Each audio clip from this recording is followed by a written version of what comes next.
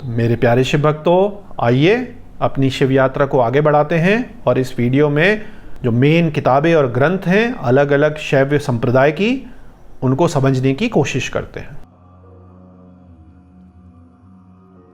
तो मेरे प्यारे शिव भक्तों, काफ़ी कुछ हमने कवर कर लिया। अब हम चर्चा करते हैं तमिल शैव सिद्धांत की। थोड़ा साउथ की तरफ चलते हैं। इसमें कोशिश करूँगा कि थोड़ा इंग्लिश के वर्ड्स ज़्यादा हम यूज़ कर लें, क्योंकि जो ऑडियंस है वो साउथ इंडियन ऑडियंस होगी, तो mainly people from south will be seeing it.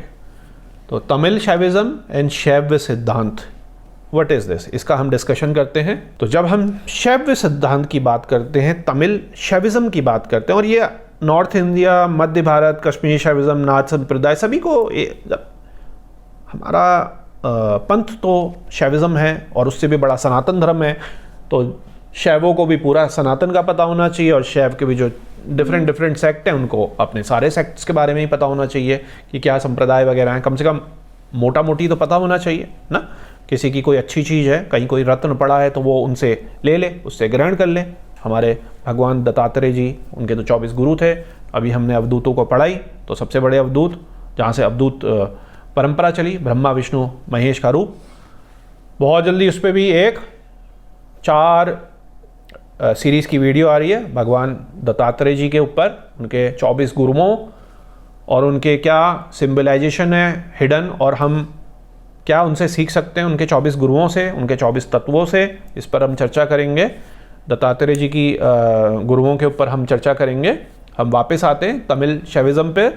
तो जब हम तमिल शैविज्म में बात करते हैं, तो ये जो तमिल शैविज्म है, it is basically morally majorly concentrated on bhakti. तो यहाँ पे सारा भक्तिमय है। बेसिकली कविताएं, पोएम्स, सारा कुछ जो है, उनके जो तमिल सेंट्स हैं, they have written different scriptures, जिनको कंपाइलेशन करा गया है। तो आप देखेंगे कईयों के आप नाम नहीं पढ़ पाएंगे, you won't be able to read if you are not from south. पर बेसिकली मैं आपको बताता हूँ कि ये क्या क्या है। तो पहली है हिम्स ऑफ तमिल शैवाइट सेंट्स। इसमें सारा कंपाइलेशन है। जो कुछ नई कंपाइलेशन है, पोएम्स टू शिवा, शिवा दोनों, SIVA, SHIVA, SHIV, सारी चीज़ सेम है। शिव, शिवा, शिवा, मतलब सबका सेम है।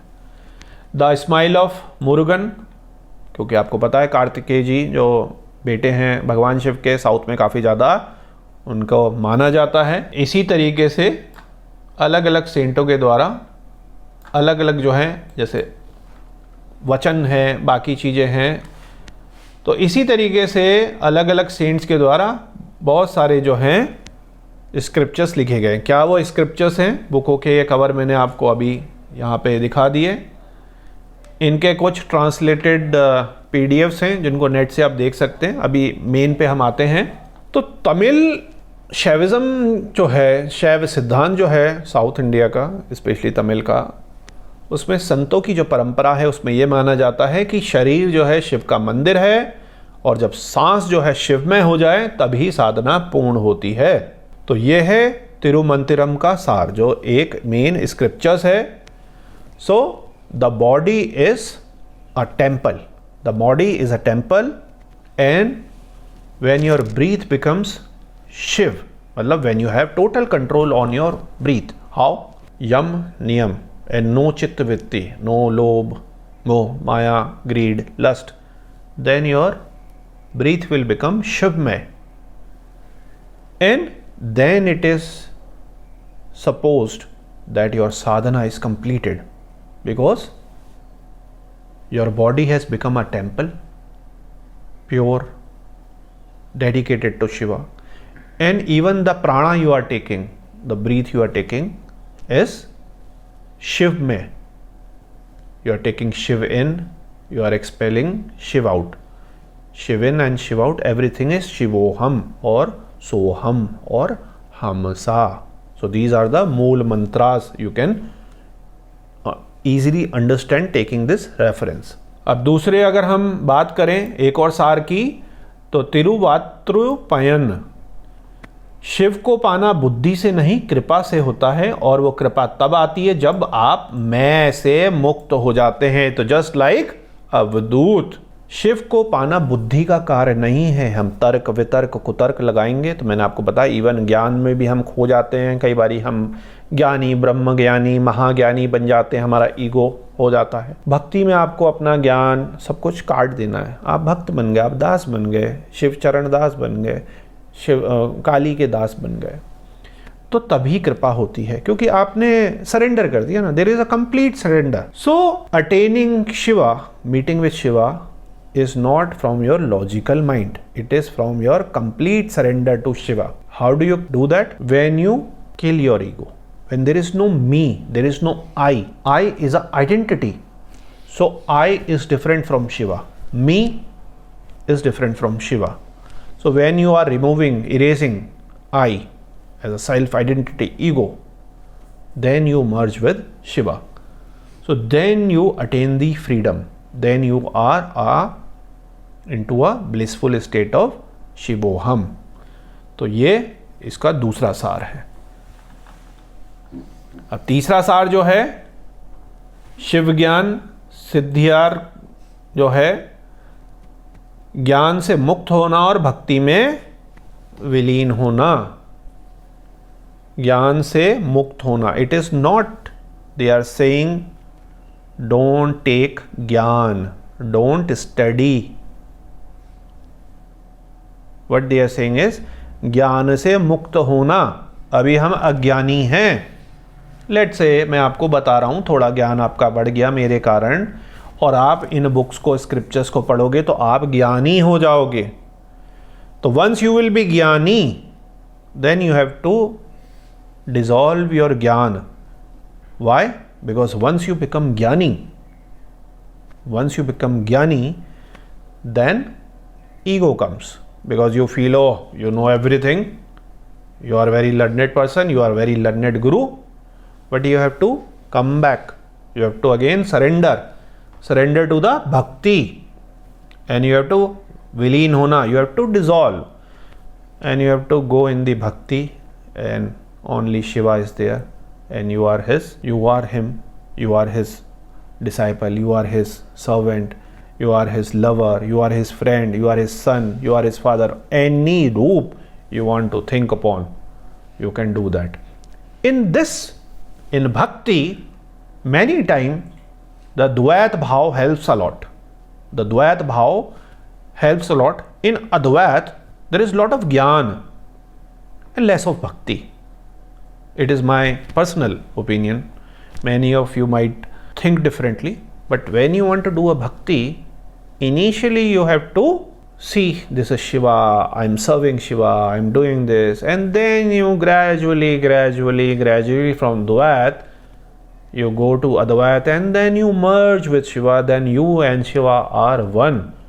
But before that, before merging with so pure light of Shiva, you have to remove all the darkness, otherwise you cannot merge. You cannot merge with the pure light of Shiva, because there is 100% purity there in Shiva, and if you will be impure, you cannot mix with it. You cannot mix with it, because whatever you want to fake, whatever you want to tell, the inside should be 100% pure and karunavan, compassionate, just like भगवान शिव।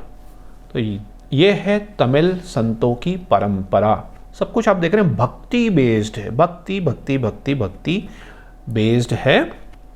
इसमें मंदिर परंपरा भी है बहुत बड़ी, पूरी पद्धतियां भी हैं, लेकिन सब कुछ जो है वो भक्ति बेस्ड ज़्यादा है। यहीं पर एक और चीज़ हम लेते हैं, शैव आगम। आगम आपको पता है कहाँ है, मैं बार बार रिपीट नहीं करूँगा। आगम और निगम कई वीडियो में बता चुका हूँ। जहाँ शिव की मूर्ति है वहाँ उससे पहले मंत्र और आगम की चेतना जो है उतर चुकी होती है। तो जहाँ भी किसी मंदिर में मूर्ति स्थापित हो रही है या शिवलिंग हो रहा है, उससे पहले ही मंत्र और आगम की चेतना उतर चुकी होती है। हम प्राण प्रतिष्ठा, पूजा, मंत्र जाप वगैरह करते हैं, लेकिन शिवलिंग स्थापित हो गया, मूर्ति बन गई, और वो बाकी जो हैं कर्मकांड होंगे उससे पहले ही सबकॉन्शियसली एक ब्रह्म चेतना जो शिव चेतना है ऑलरेडी उसमें उतर चुकी होती है। बाकी तो हम सब चीज़ें प्राण प्रतिष्ठा ये वो परंपराओं के अनुसार करते हैं, लेकिन शिव का जो सिंबल, शिवलिंग, भगवान शिव की मूर्ति, वहाँ पे इवन किसी ने संकल्प भी कर लिया। आप अपने गांव गए, आप अपने पुरानी किसी जगह गए, आपने केवल संकल्प कर लिया कि ये मेरी पुश्तैनी जगह है, यहाँ पे मैं कभी शिव मंदिर बनाऊंगा, तो वो जगह बस आपके इनिशिएशन से, आपके संकल्प मात्र से, आपके सोचने मात्र से वो जो है ऊर्जावान जगह हो गई, भगवान शिव की जगह हो गई, और भगवान शिव वहाँ पे एक तरीके से सूक्ष्म रूप में स्थापित हो गए। ये इतना पावरफुल एक फंडामेंटल है, आप समझिए। बाकी चीज़ें होते रहेंगी, जब बनेगा, जब होगा, जब साक्षात रूप से मूर्ति आएगी, जब उसका प्राण प्रतिष्ठा होगी, वो लेकिन उससे बहुत पहले ही उसके मंत्र और आगम की चेतना वहाँ पर उतर चुकी होती है। थोड़ा डीप मीनिंग है, एडवांस साधक जो समझ रहे हैं इसको ज़रूर समझें। अब हम बात करते हैं थोड़ा हल्की सी डिटेल में। पहला मेन स्क्रिप्चर है, 3 तो मेन स्क्रिप्चर हैं ही। तेवरम, ये संतों द्वारा जो नायनार संत हैं उन्होंने पूरा भक्ति से जो शिव की स्तुति है, मंदिर में गाए जाने वाले जो जीवित ग्रंथ हैं, मतलब पोएम्स हैं और आरतियां हैं और बहुत सारी चीज़ें हैं, वो इनसे भरा पड़ा है। दूसरा जो है वो है तिरुवाचकम, ये मणिक वाचर जो संत थे, ये मणिक वाचकर जो संत थे उन्होंने इसका कंपाइलेशन लिखा, जोड़ा। इसका सबका भाव जो है भक्ति, करुणा और आत्मनिवेदन है। आत्मा और शिव के बीच की गहरी पुकार है। सब चीज़ों में आप देखेंगे भक्ति भक्ति भक्ति है। पेरिये पुराणम, ये साउथ में एक और इसको पुराण का दर्जा मिला हुआ है। तो ये जो 63 नयनार संत हैं, इनकी जीवन कथाएं भक्ति, त्याग और उनके चमत्कार हैं, ताकि लोग जो हैं पुराणों के रूप में समझ सकें कि उनके जो संत थे उन्होंने कितने अच्छे अच्छे कार्य करे, भगवान शिव की कैसे भक्ति करी, किस तरीके से उनके त्याग और चमत्कार रहे, ताकि लोग जो हैं वो को रिलेट कर सकें और शुद्ध हो सकें, भगवान शिव की आस्था में जुड़ सकें। इसी तरीके से और भी कई सारे स्क्रिप्चर्स हैं, जैसे तिरुमंत्रम है, तिरुमूलर है, इसमें योग, तंत्र, सिद्धांत, कुंडली और चिदम्बरम जो हमारा रूप है भगवान शिव का, उसके बारे में। शिव ज्ञान बोधम है, इसमें भी जो बंधन मुक्ति है वही पशु, पाश और पति जो हैं हमारे भगवान शिव, उनके बारे में। शैव आगम जो हैं, जिसमें जो ग्रंथ के रूप में हमारे हैं, मूर्ति पूजन है, मूर्ति स्थापना है, शिवलीला के वैदिक विस्तार है, तांत्रिक, ये काफ़ी हैं। इसमें बाइफर्केशंस भी कई सारी हैं। भैरव आगम अलग हैं, शाक्त आगम अलग हैं, शैव आगम अलग हैं। शैव आगम में भी काफ़ी सारे आगम्स हैं। शैव सिद्धांत जो है वो पूरा उसका तत्व ज्ञान जो द्वैत अद्वैत है, आत्मा शिव से भिन्न भी है और शिव के बिना असत्य भी नहीं है। पशु जो माया है, पाश और पति जो हमारे को पशु से आज़ाद करेंगे, उसके तत्वों के बारे में डिस्कशन है। तमिल सिद्धों का जो है हमारा इतिहास, जिसमें उनके सिद्ध योगी, योगिनियाँ, तांत्रिक रचनाएं हैं, रसायन है, आयुर्वेद है, योग कुंडली है, अमरता है और पराविद्या है। इनके ऊपर भी कुछ बुक्स जो हैं है। तो ये तमिल शैविज़्म में आप मोटा मोटी समझे कि मेनली जो है अधिकतर जो चीज़ें हैं 2 पार्टों में है। पहला पार्ट है भक्ति, जो मंदिरों में भक्ति होगी, या अकेले अपने मंदिर में भी भक्ति हो सकती है। और दूसरी चीज़ है जो सिलसिलेवार एक तरीके से मैनुअल है, मूर्ति, मंदिर निर्माण, प्रतिष्ठा, जो आगम है हमारे। तो मेरे प्यारे शिव भक्तों, आज हम अपनी शिव यात्रा को यहीं पे अल्प विराम देते हैं, क्योंकि वीडियो काफ़ी लंबी हो गई है। अब मैं आपको मिलूँगा इसी के आगे के पार्ट से, जहाँ से हम अपनी शिव यात्रा को आगे बढ़ाएंगे। ओम नमः शिवाय।